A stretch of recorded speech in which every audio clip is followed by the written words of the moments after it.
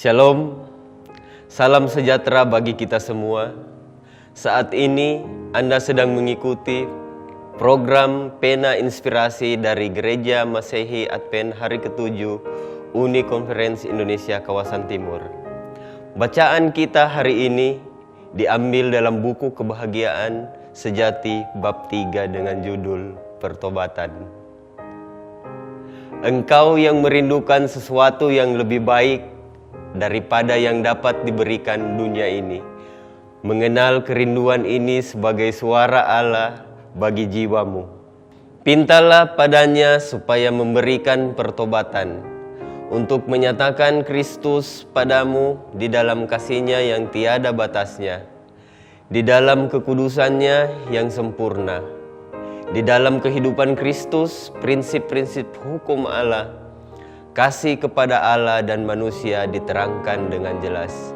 Kemurahan, kasih yang tidak mementingkan diri sendiri adalah kehidupan jiwanya. Sementara kita memandang padanya, sementara terang yang datang dari juru selamat kita menerangi kita, maka kita akan melihat hati kita sendiri yang penuh dengan dosa. Mungkin kita memuji-muji diri kita sendiri seperti yang dilakukan Nikodemus, bahwa kehidupan kita telah benar, tabiat kita mulia, dan mengira bahwa kita tidak perlu lagi merendahkan hati di hadapan Tuhan seperti orang berdosa pada umumnya.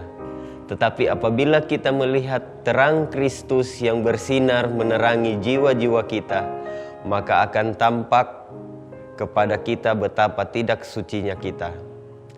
Kita akan melihat motif-motif yang mementingkan diri kita sendiri, bertentangan dengan Tuhan Allah yang telah mencemarkan tiap-tiap tingkah laku kehidupan kita. Barulah kita mengetahui bahwa kebenaran kita sesungguhnya bagaikan kain yang buruk dan kotor, sehingga hanya darah Kristus sendirilah yang dapat membasuhkan hati kita dalam teladannya sendiri.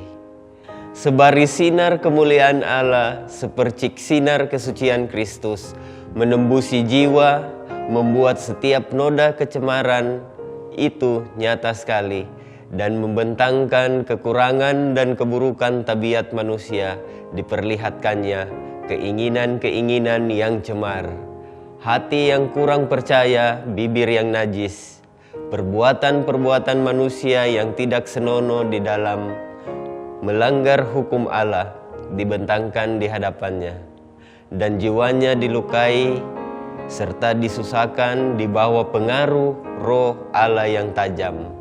Dia muak akan dirinya sendiri apabila dipandangnya kesucian, tabiat Kristus yang tiada nodanya. Manakala Nabi Daniel memandang kemuliaan yang mengintari juru kabar surga yang dikirim kepadanya, dia ditudungi satu perasaan kelemahan dan ketidaksempurnaan dirinya. Dalam melukiskan efek pemandangan yang menakjubkan itu, dia berkata, "Maka tiada aku bergaya lagi, dan mukaku pun pucat lesu, dan tiada aku bersemangat lagi." Jiwa yang telah disentuhnya akan membenci rasa mementingkan diri sendiri, benci terhadap sifat cinta diri sendiri, lalu akan mencari melalui kebenaran Kristus. Karena kesucian hati ialah setuju dengan hukum Tuhan dan sifat Kristus. Paulus mengatakan bahwa di dalam hal kebenaran yang di dalam syairat Taurat, kalau hanya melihat tingkah laku lahiriah saja, ia tiada bercela. Tetapi apabila sifat rohani hukum itu yang dipandang, maka ia melihat dirinya sebagai seorang yang berdosa. Menurut huruf hukum itu, sebagaimana manusia menggunakannya ke dalam kehidupan lahiriah, maka dia lepas dari dosa. Tetapi apabila dia memandang ke dalam kedalaman peraturan-peraturan yang suci itu, serta membandingkan dirinya sendiri bagaimana Tuhan memandang dia, dia tunduk di dalam kerendahan hati, lalu mengakui kesalahannya.